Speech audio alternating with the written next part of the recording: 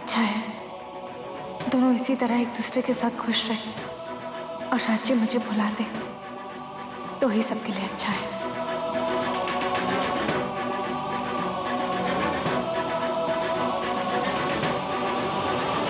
मम्मा आपको स्विमिंग आती है? बताओ ना मम्मा प्लीज। आपको स्विमिंग आती है क्या? अब भी सरिता का ध्यान सिर्फ उसके राज्य पर है। अभी की बात तक नहीं सुन रही है वो।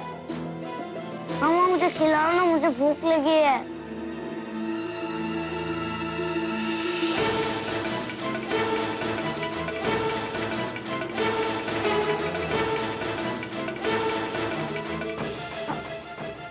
मैं भी साफ करके आती हूँ, ठीक है? ओके मम्मा।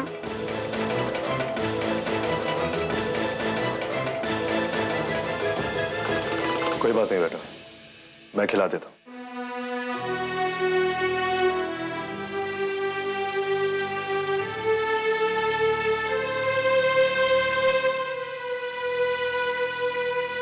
मैं 2 मिनट में आता हूं। कहाँ जा रहे हो? बाथरूम। ओके।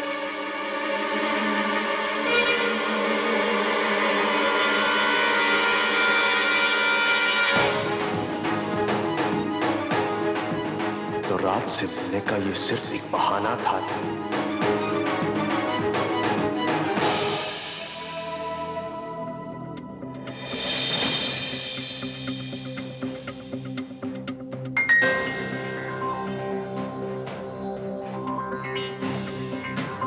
बहाना ढूंढना पड़ता है अब आपसे मिलने के लिए। हनीमून कैसा रहा? आई मीन कैसा चल रहा है हनीमून? अब भी चल ही रहा है ना? सॉरी, इतना पर्सनल सवाल पूछना बदतमीजी होती है, आई नो, लेकिन आप ही ने तो कहा था कि हम सबसे अच्छे दोस्त हैं, है ना छोटू?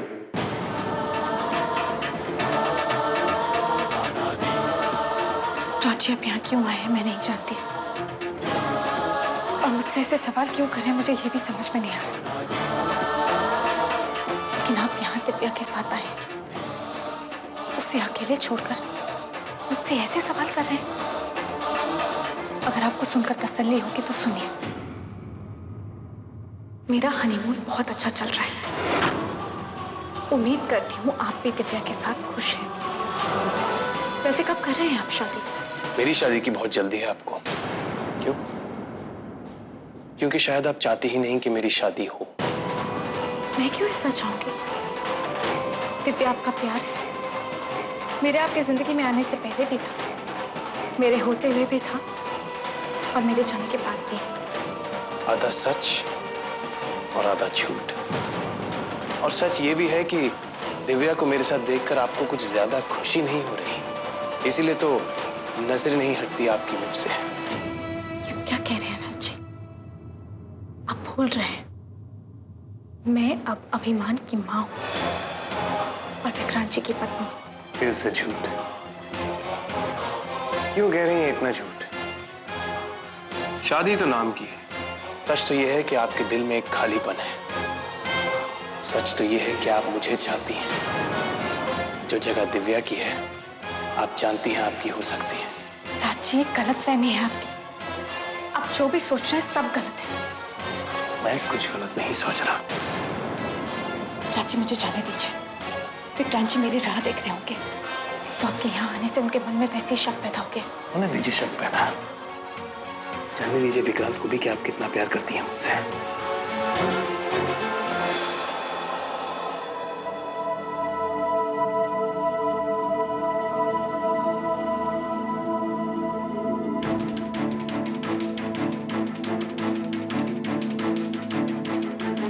सरिता कर क्या रही है? वहां दिव्या अकेली बैठी है, यहां मैं और अभी उसकी राह देख रहे हैं। राज और सरिता दोनों मिलकर हमें इतना बड़ा धोखा क्यों दे रहे हैं? अब ये किस्सा खत्म करना ही होगा। एक्सक्यूज मी बेटा। Okay daddy.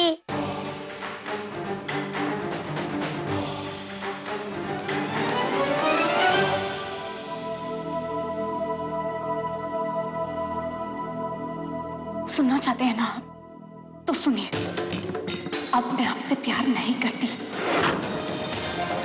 अब मैं विक्रांत जी की पत्नी हूं और अब भी अगर आपके मन की गलतफहमी दूर नहीं हुई ना तो उसे दूर कर दीजिए, वरना 4 जिंदगियां बर्बाद हो जाएंगी। मैं यहाँ ये सुनने नहीं आया हूँ। आपको क्या लगता है मैं यहाँ मुंबई घूमने आया हूँ दिव्या के साथ? मैं बस ये देखना चाहता हूँ कि मेरी सरिता को कोई फर्क पड़ता है मुझे किसी और के साथ देखकर या नहीं। वो मुझे चाहती है, उसके मन में जलन होती है या नहीं। आप इस मकसद के लिए दिव्या को इस्तेमाल कर रहे हैं? ये प्यार, ये सगाई, ये सब एक दिखावा है। मुझे जो सही लगेगा वो मैं करूंगा। मैं आपसे प्यार करता हूँ, दिव्या से नहीं। और आपको पाने के लिए मैं कुछ भी कर सकता हूँ। Kanchi,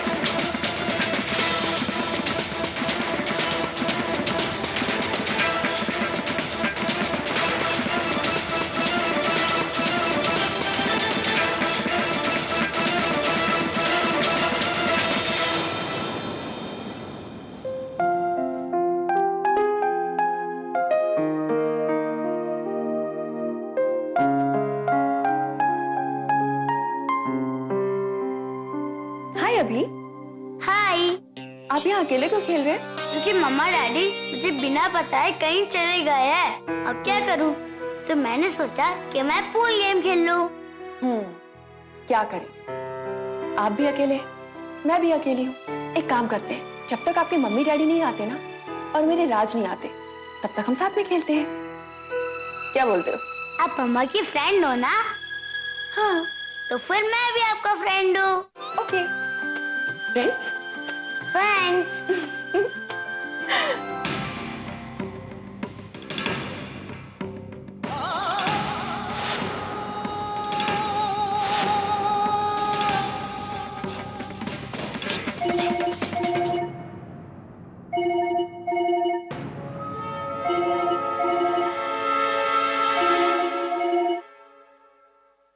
yes mom. Hello Vikrant बेटा, कैसे हैं आप? सब ठीक है मॉम। अच्छा, दैट्स ग्रेट। हमारी सरिता बहुरानी कहाँ है? अगर आसपास हो तो जरा बात करवा देना।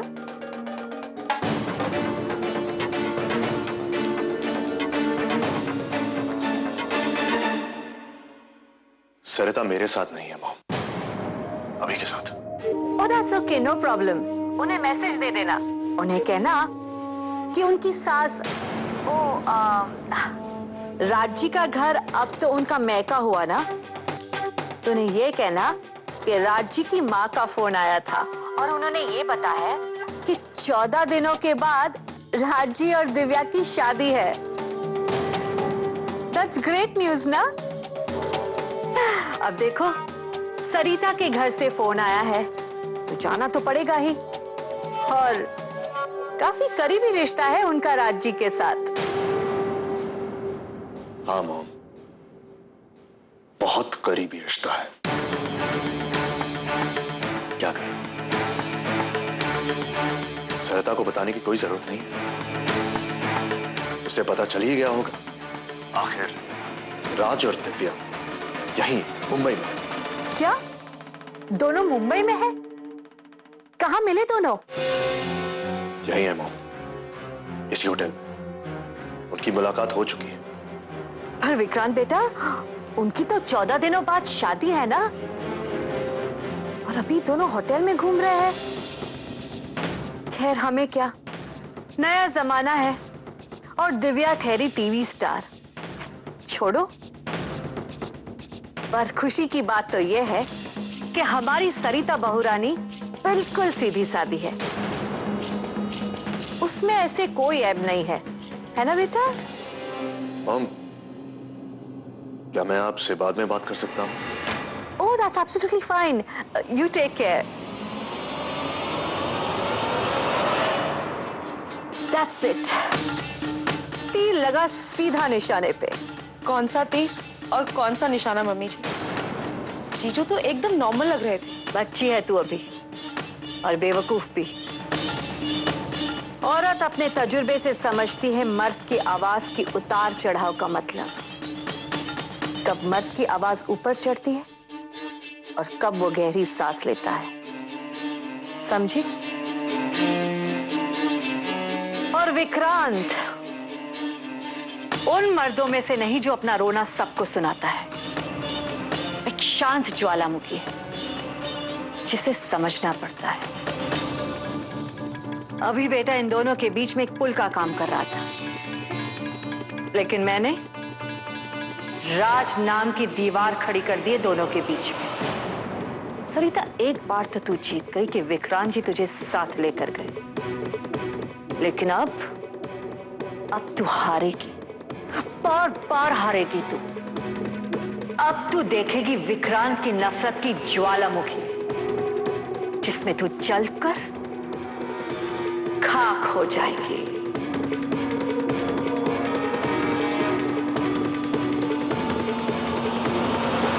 मैं यहाँ रखता हूँ, अब मुझे मारो। मालूम उसको मैं? अभी कहाँ चली गई थी तुम? मैं तो राज को ढूंढने आई थी। राज तो मुझे मिला नहीं, अभी यहाँ अकेले खेल रहा था, तो मैंने सोचा थोड़ा टाइम साथ में बिता लेते हैं। मम्मा, आप कहाँ चले गए थे? आज डैडी तो हमारे साथ गेम खेलने वाले थे ना? बहुत प्यारा बच्चा है, बहुत अच्छी अच्छी बातें करता है, क्यूट। सरिता, तुम्हें पता है तुम और विक्रांत साथ में बहुत अच्छे लगते हो। तुम लोगों के बीच में एक प्यारी सी केमिस्ट्री है। बस ऊपर वाले से दुआ करो मैं और राज एक दूसरे को बहुत प्यार करें, इतना प्यार कि पूरी दुनिया हमें देख के चले। आपको क्या लगता है मैं यहाँ मुंबई घूमने आया हूँ दिव्या के साथ? मैं बस ये देखना चाहता हूँ कि मेरी सरिता को कोई फर्क पड़ता है मुझे किसी और के साथ देखकर या नहीं। वो मुझे चाहती है, उसके मन में जलन होती है या नहीं। अब इस मकसद के लिए दिव्या को इस्तेमाल कर रहे हैं? मुझे जो सही लगेगा वो मैं करूंगा। तुम्हारी दुआ तो मुझे जरूर लगेगी। वो कहते हैं ना, जिसका दिल साफ होता है उसकी दुआ जरूर लगती है। और तुमने हमेशा से मेरा और राज का भला चाहा है।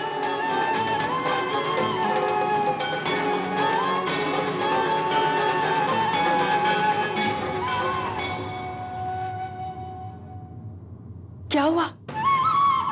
कहाँ खो गई? नहीं नहीं, कुछ नहीं। कोई टेंशन है? विक्रांत के साथ झगड़ा हुआ है? मुझे बताओ, मैं बात करती हूँ जाके। मैं तो उन्हें कह दूंगी कि मिस्टर विक्रांत, खबरदार अगर मेरी फ्रेंड को हर्ट किया तो। नहीं नहीं, हम दोनों के बीच कोई झगड़ा नहीं हुआ।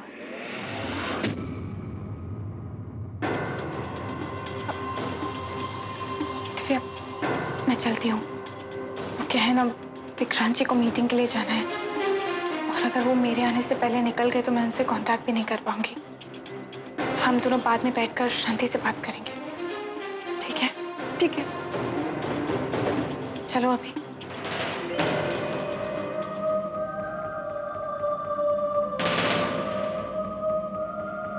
थोड़ी देर पहले आए होते तो सरिता से मुलाकात हो जाती। कोई बात नहीं, कहाँ जाएंगी? मिल ही जाएंगी कभी ना कभी।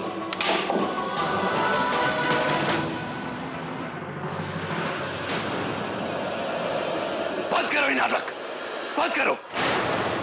ये अभिमान की मां बनने का नाटक कैसे कर सकती हो तुम ये?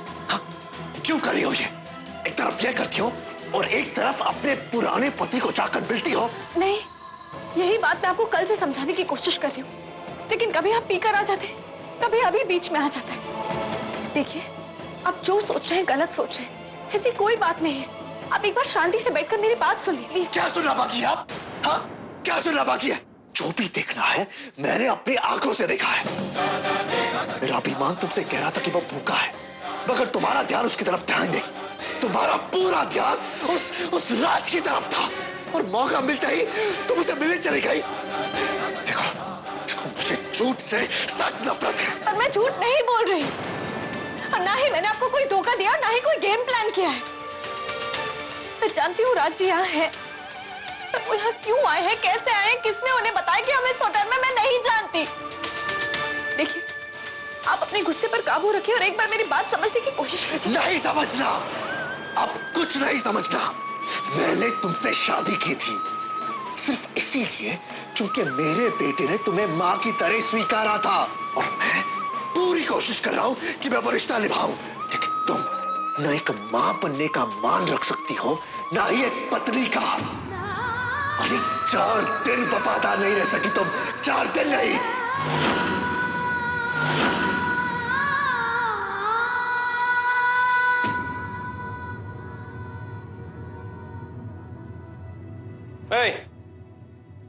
आप तो अकेले खेल रहे हो, मम्मा कहाँ है?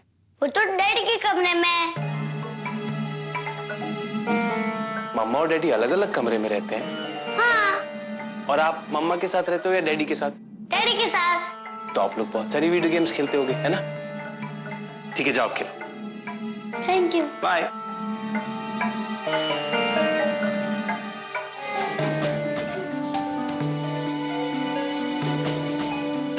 सरिता जी और विक्रांत अलग कमरों में क्यों रहते हैं? आपको बड़ा मान है रिश्तों का मिस्टर सूर्यवंशी। आप जिसने शादी एक डील की तरह की है, मेरे सामने एक शर्त रखी थी ना आपने, मेरी मजबूरी का फायदा उठाया आपने। पर आप रिश्तों के बारे में बात कर रहे हैं। वाह, इतना जानने के बावजूद मैंने आपसे शादी की है, आपके बच्चे को अपना माना है, उसे उतना ही प्यार दिया है जितना एक सगी मां अपने बच्चे को दी थी। सब मुझ पर शक कर रहे हैं। मेरे मन में आपके लिए जो भी गुस्सा था सब थूक दिया मैंने, अपने प्यार तक को भुला दिया। राज जी की तरफ कभी पीछे मुड़कर नहीं देखा, और आप मुझ पर बेवफाई का इल्जाम लगा रहे हैं। ये सच है कि मैं राज जी से प्यार करती थी, बेहद प्यार करती थी, पर वो प्यार उस दिन मर गया जिस दिन मेरे हाथों में आपके नाम की मेहंदी लगाई गई। मैंने कोई मर्यादा का उल्लंघन नहीं किया है, ये सब जानने के बावजूद कि ये सब मुझ पर थोपा गया है। मैंने ये शादी सिर्फ हीला के वजह से की है।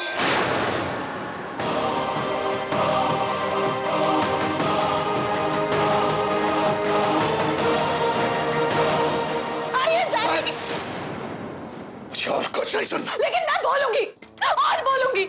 आप पति हो तो क्या कोई भी आरोप लगा सकता है मुझ पर? मिस्टर सूर्यवंशी, आपके लिए शादी सिर्फ एक डील थी ना, फिर आप क्यों मर्यादा, रिश्ते, इन सब बारे में बात कर रहे हैं?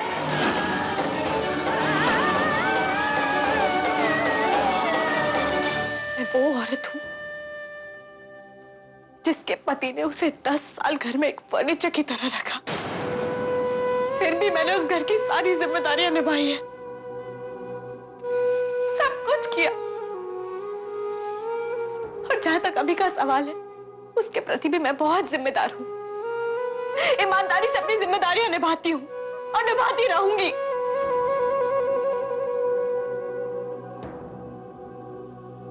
मिस्टर सूर्यवंशी, आपकी पत्नी होने से पहले मैं अभी की मां हूं, और एक पत्नी बेवफा हो सकती है, लेकिन एक मां कभी बेवफा नहीं हो सकती।